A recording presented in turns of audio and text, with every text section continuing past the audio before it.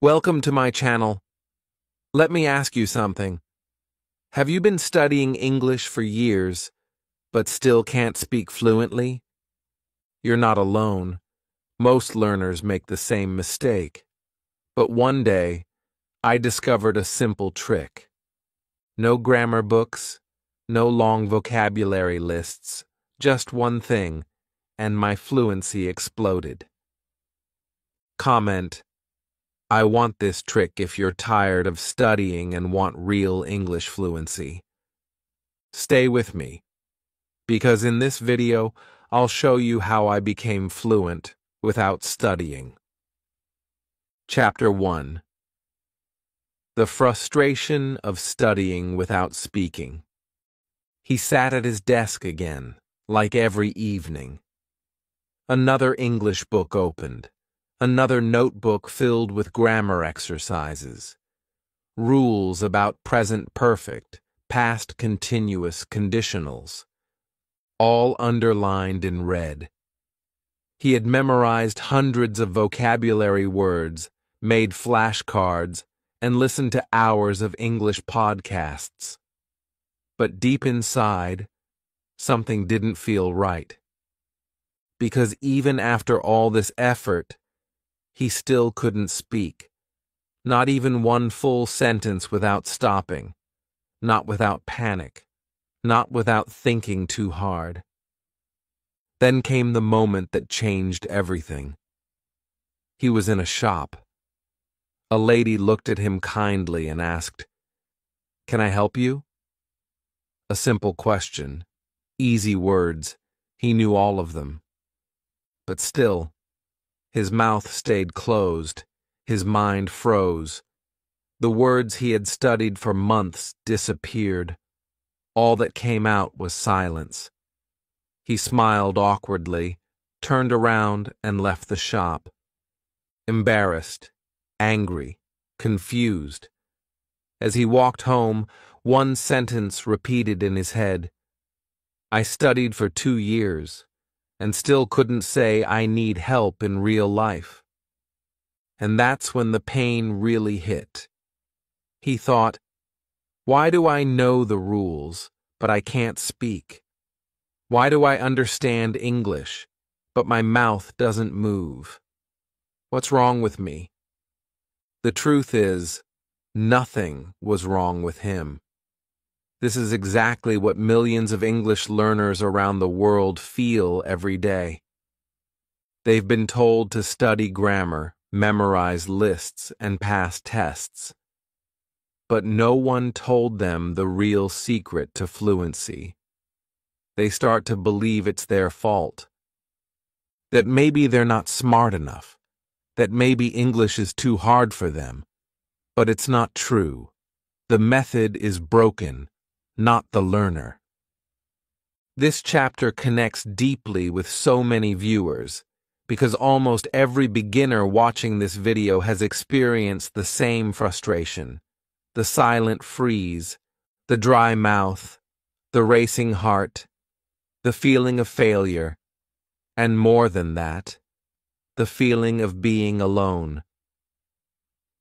But now, for the first time, they're hearing their story spoken aloud, and that makes them feel seen, understood, not judged. They stay watching because they want the solution. They want to know how this learner, someone just like them, finally escaped this endless cycle of study and silence. They feel the pain, and now they crave the breakthrough. Chapter 2. The Accidental Discovery. It happened on a normal afternoon. He wasn't looking for answers. He wasn't studying English. He was just sitting in a park, watching people walk by, thinking about giving up. Maybe English just wasn't for him. Maybe he'd always be the person who understands a little, but never speaks. But then he heard it. A voice. Someone nearby was speaking English. A foreign tourist talking to a fruit seller. The learner leaned in and listened. not the words, but the way the tourist spoke. Simple, natural, not perfect, but free. It was like the words came from inside, not from a textbook. And that's when something clicked. The learner thought, wait, this man isn't using fancy grammar. He's not saying every word perfectly, but he's speaking, he's communicating, and people understand him. That moment hit like lightning. Maybe fluency wasn't about knowing everything. Maybe it was about letting go, about speaking without fear, without waiting to be perfect. For the first time, the learner questioned everything he'd been taught. All those years of focusing on grammar, maybe they were holding him back. He went home and opened YouTube, not to search for grammar lessons, but to search for real people speaking real English. He found a video of someone walking through a city talking about their day. The title said, "English Listening Practice, Walk with Me." He played it, and again, something felt different.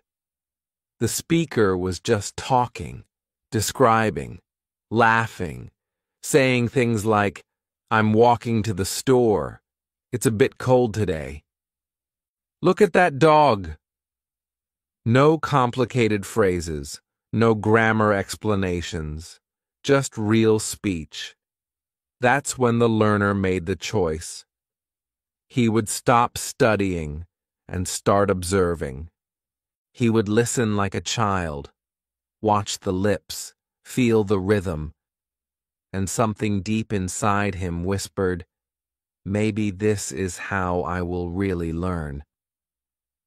For the first time, he felt hope, not because he had found a new rule, but because he had seen real English in action. It was alive, and he wanted to live in it.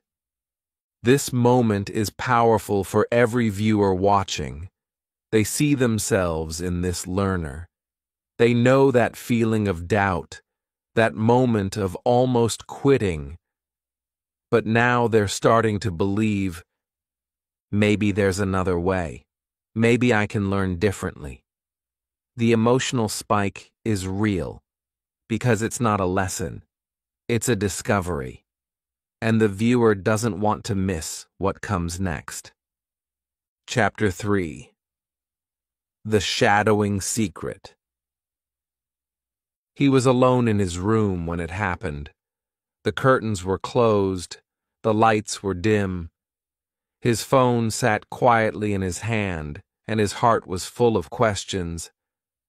But then he remembered that video, the one where someone had said, "Repeat after me. Don't think.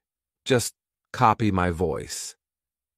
At first, it sounded strange, childish, too simple to be true, but something inside told him to try. So he opened the video again. He wore his earphones. He listened, and this time, he didn't just watch.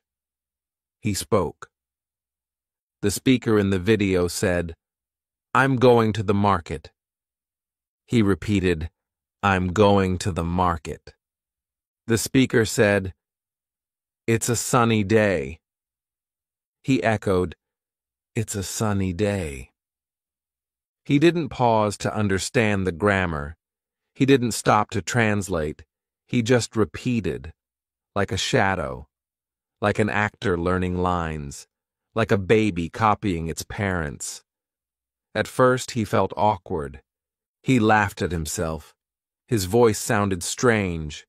He made mistakes. But still, he kept going. One sentence, then another. And then something unbelievable happened. The next day, while walking to a small grocery shop, he looked up at the sun and softly whispered to himself, "It's a sunny day." Wait, where did that come from? He didn't translate. He didn't plan. The words just came. That's when he understood the power of shadowing. It wasn't just about speaking. It was about training the brain. By copying real English, his brain stopped translating. It started thinking in English. Slowly, sentence by sentence, the gap between his thoughts and his speech began to disappear. He wasn't memorizing. He was becoming fluent. He repeated the shadowing exercise again that night, but this time with a smile. He began to choose short, simple videos with native speakers. He paused. He replayed. He matched the tone, the pause, the rhythm. His voice became stronger. His confidence grew. He was not just a student anymore. He was a speaker. And the most powerful part, he didn't study any rules, not even one. No verb charts, no grammar guides, just repetition. Pure, fearless repetition. Like a child, like a song stuck in your head. And slowly, English started to live inside him. Viewers watching this feel something new, possibility. They realize they don't need perfect understanding to speak. They don't need permission. All they need is a voice, and a few minutes each day.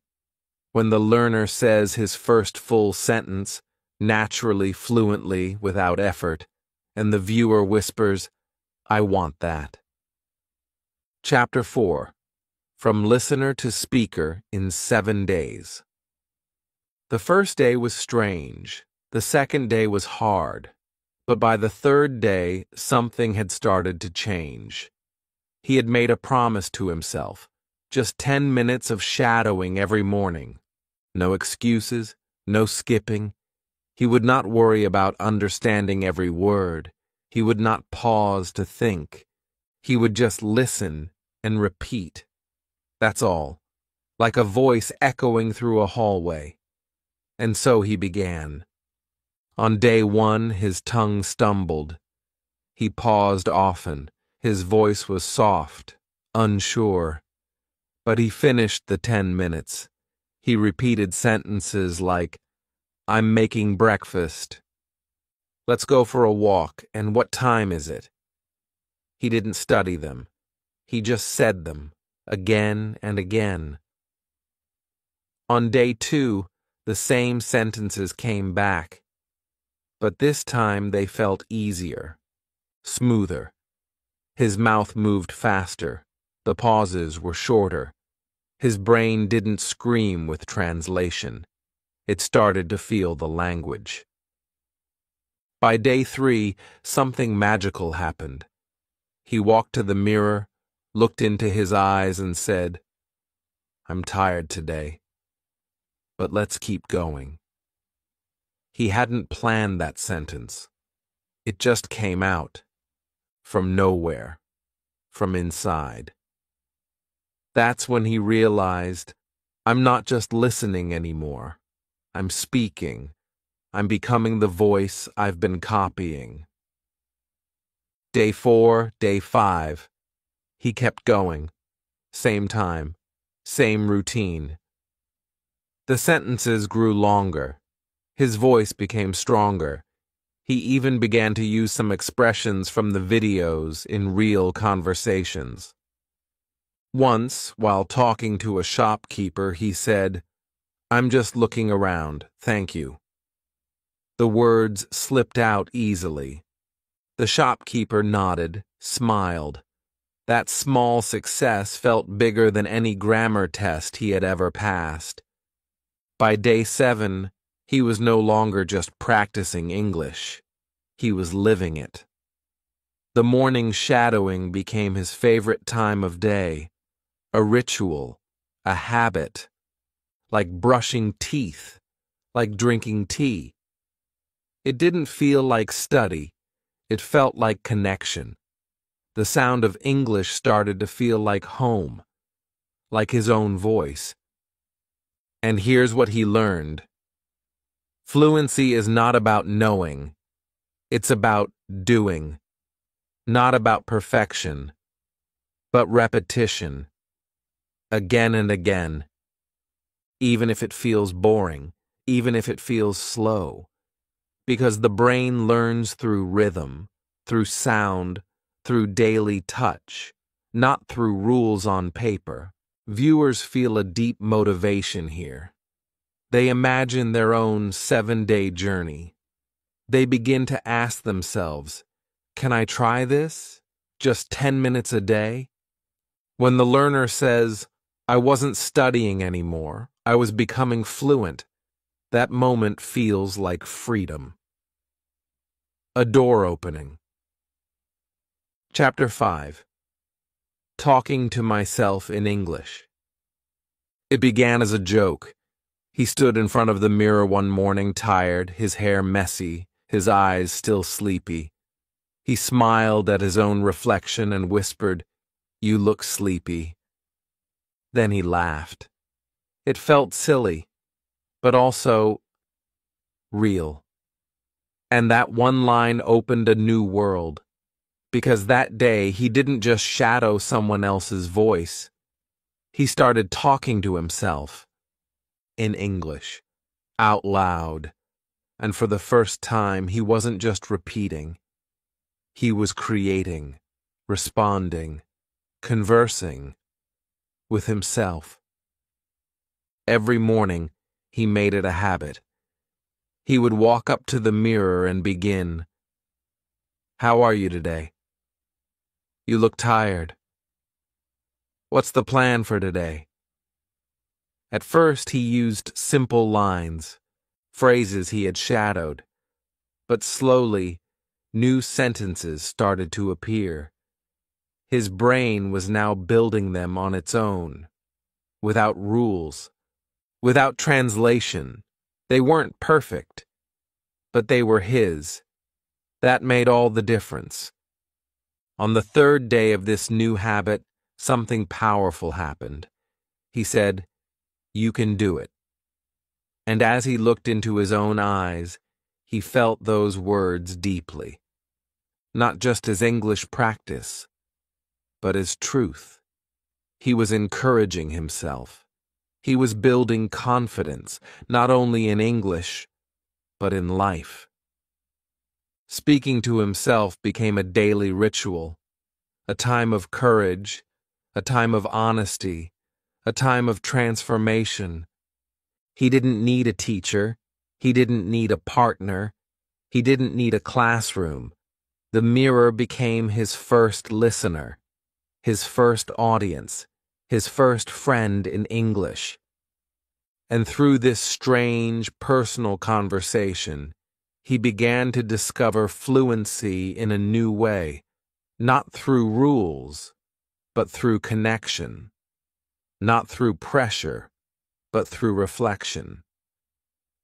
At the end of the week, he noticed something remarkable. He had stopped translating in his head.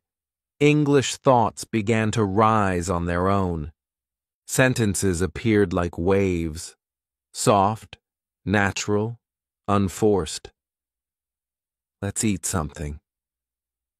"I'll go for a walk." "Today is a good day." These were no longer borrowed phrases. They were part of him. And perhaps the most beautiful thing, he no longer feared mistakes, because the mirror never judged. The mirror never corrected. The mirror just listened, patiently, kindly. That freedom gave him space to try, and trying gave him strength to grow. Viewers watching this feel a deep emotional pull. They imagine themselves in front of their mirror, whispering, smiling, feeling their own voice take shape. And they begin to believe, maybe I don't need a perfect environment. Maybe I can start right here, with me. When the learner says, I stopped waiting for the world to talk to me. I started talking to myself, and that changed everything. Chapter 6. The Power of Emotional Words. It was a rainy evening. He sat by the window, sipping tea, phone in hand, and clicked on a video titled, "The Boy Who Missed His Mother." The story was simple, in slow English.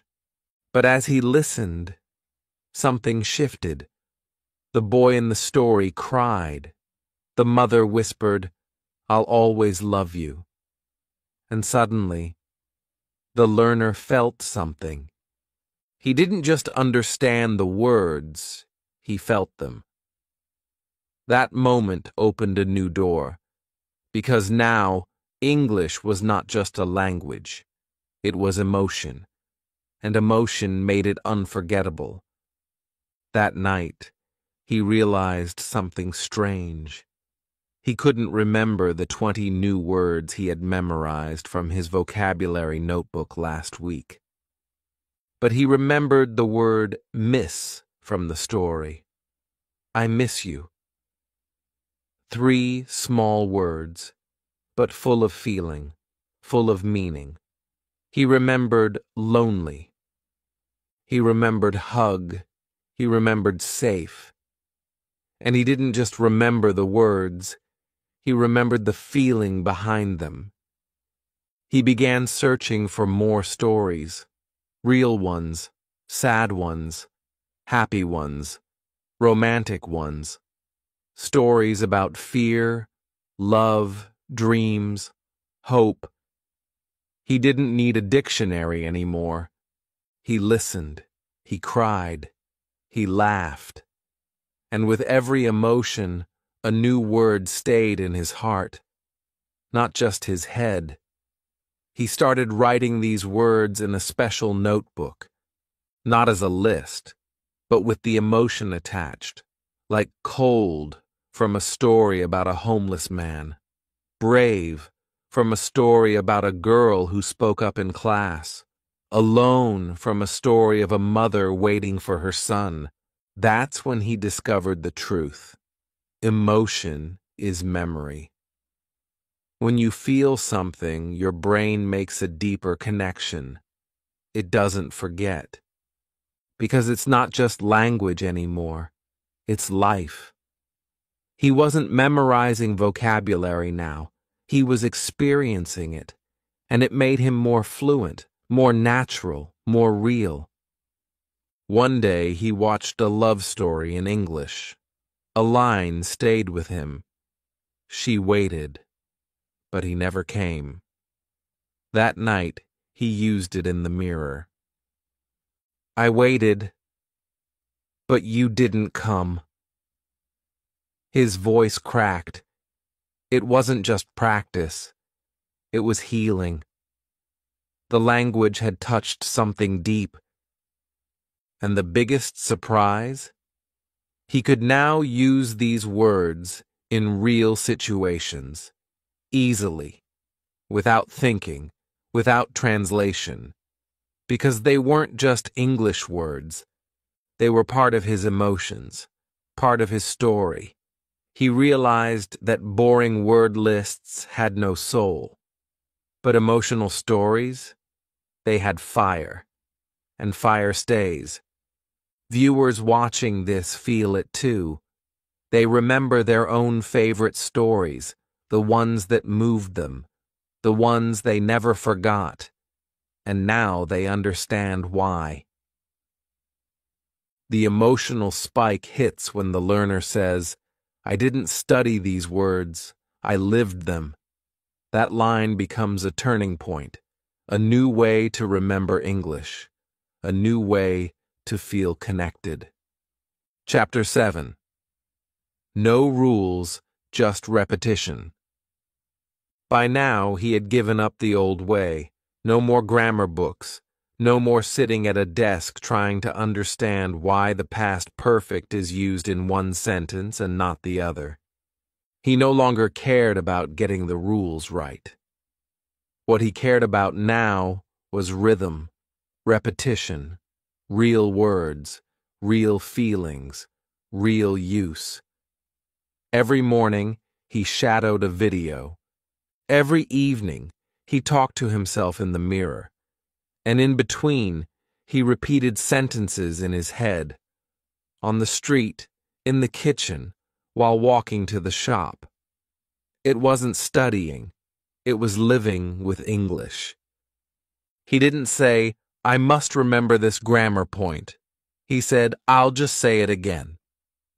The same line, 5 times, 10 times. "What time is it? How was your day? Can I help you?" These became his daily food, not theory, just practical speech. He repeated because it felt natural, because it felt good, and slowly, the fear disappeared. The hesitation faded. He no longer worried about being correct. He only cared about being clear, being confident, being heard. He remembered a time when he had tried to learn conditionals. If I had known, I would have gone. And he felt lost. But now, he didn't learn the rule. He just remembered a sentence from a story. If I had seen her, I would have stopped her. He didn't analyze it. He just repeated it. Again and again. Until one day, he used it in real life. And it felt right. It came out like breathing. He learned a new word. He used it 10 times that day. He heard a new phrase. He spoke it into the mirror. He didn't care if it sounded strange. He didn't care if someone laughed. Because now he had discovered the real trick. Fluency isn't about knowing more. It's about using what you already know, again and again. One day a friend asked, "How did you improve so fast?" He smiled and replied, "I didn't study. I just repeated." That answer confused many people, but for him, it was the truth. Repetition changed his life. It made English automatic, like a song stuck in your head, like a rhythm you can't forget. And it didn't take years. It just took consistency, small actions, every day. And most of all, it took courage.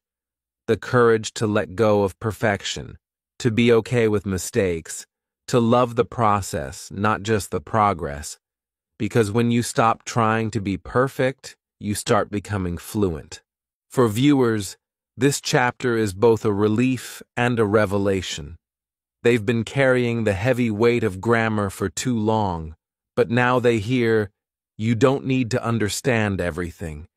You just need to say it, again and again. The emotional spike happens when the learner says, "My fluency didn't come from rules, it came from rhythm."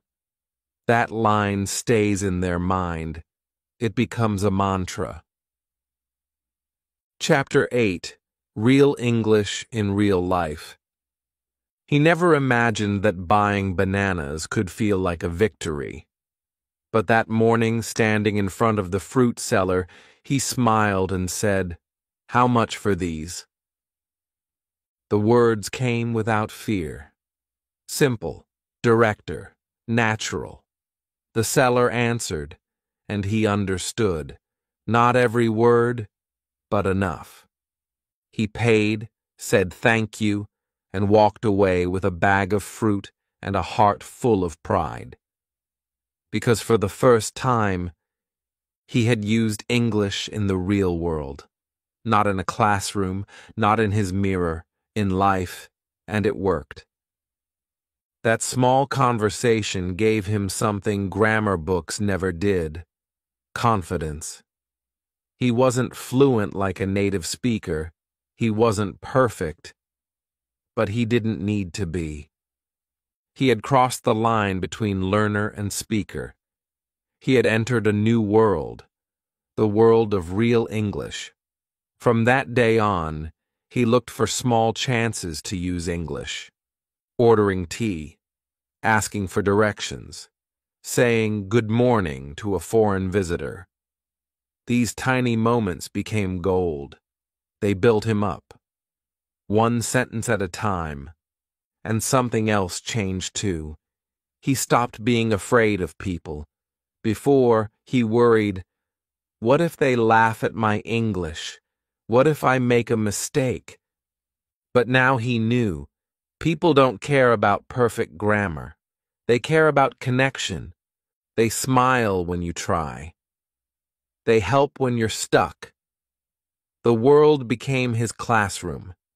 The city became his teacher. One day, he met a tourist looking for a hotel. The man asked, "Do you speak English?" For a second, the old fear returned, but then he nodded and said, "A little. I can help." And he did. He explained directions using simple words, gestures, and confidence. The tourist thanked him. And that one sentence, "I can help," echoed in his mind all night. Because it wasn't just a sentence. It was proof. He had grown. He started carrying a small notebook. But not for studying. It was for real-life English. Words he used, sentences he heard, things he wanted to say. He would note them down and shadow them later. Not because he had to, but because it felt real, alive. His English was no longer something he practiced. It was something he lived. This chapter deeply touches the viewer's dreams. They want this too. To speak to someone, to ask for help, to travel without fear. And now, they believe it's possible. They realize they don't need to move to an English-speaking country to practice. They can start where they are, at a market, in a shop, at a bus stop. The spike moment arrives when the learner says, "I used English to help someone, and it made me feel proud." That's what every learner wants, not just to speak, but to feel good while speaking. Chapter 9. You don't need to study. You need to speak. He looked back at his journey, the grammar books, the vocabulary lists, the hours spent translating every word in his mind. And then he looked at where he was now, speaking in real situations, shadowing with joy, thinking in English without even trying. And he realized the truth, the final truth that changed everything. Fluency doesn't come from studying. It comes from speaking. He had wasted years trying to be perfect. He used to think, "I'll speak when I'm ready." But now he understood. Speaking makes you ready. The more you speak, the more your brain opens up. The more your mouth gets used to the rhythm, the more natural it feels. He remembered the fear he used to feel, the pressure, the shame. All of it melted away the moment he stopped focusing on being correct and started focusing on being clear. Now, English was no longer a subject. It was a tool, a friend, a bridge. He used it every day, not just to learn, but to live. And here's what shocked him most. He was speaking better now, without studying, than he ever did when he was stuck in grammar rules. Why? Because speaking is practice. And practice makes fluency. Not theory, not perfection. Just daily, emotional, fearless use. He no longer said, "I'm learning English." He said, "I speak English." Even if it wasn't perfect, even if it was simple, because the words were real, alive, his. He wanted every learner watching this to understand what took him years to discover. You don't need to study more. You need to speak more. You don't need to be perfect. You need to be present. You don't need to remember rules. You need to repeat real sentences. Fluency is not in the book. It's in your voice. Use it. He ended the journey with a challenge. Not a grammar test, not a vocabulary quiz, a speaking challenge. Talk to yourself for 5 minutes a day. Mirror talk, shadowing, doesn't matter. Just speak every day for 7 days and see what happens. That was the trick. That was the method. That was the truth that finally made him free. The emotional peak here is powerful. The viewer feels it. They've been stuck too long, studying too long. Now they understand. It's time to speak. Not tomorrow. Not when they feel ready. Now, thank you for watching. If this video helped you, if it gave you even one moment of hope, then it's time to act. Don't go back to memorizing rules. Instead, pick one sentence and say it out loud right now. Subscribe to this channel because we don't just study English, we speak it. Like this video and comment below. Will you take the 7-day speaking challenge? Let's change the way we learn English together.